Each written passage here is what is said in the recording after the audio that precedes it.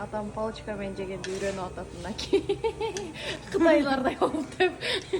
Кинодан көрсө элек. Бу билинбей атыр го бул.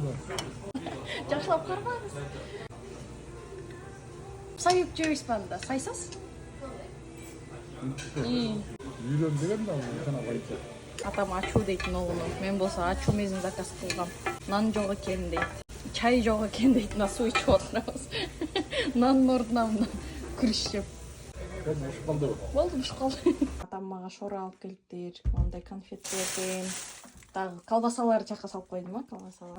Экөөбүз велосипедин кичине тазалап. Атам тээп көрөйүн деп атат. Эми ушу менен жүрөм дейт, Сеулду кыдырып.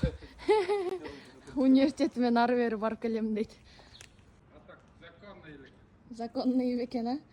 Кореянын баарын кыдырып чыгам дейт ушу менен. Тормозсуздың. Жакшы. О, скоросттары чыккандай экен о. Сал немере топошой.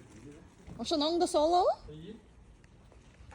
Подружкам менен эмеге келдик, атам үчөөбүз өзбекский ресторанга, кафешкага келдик үйдүн жанында. Мына чай нан менен кафеге алып келдик. Атам мына чыныгы тамак заказ бериптирген деп атат.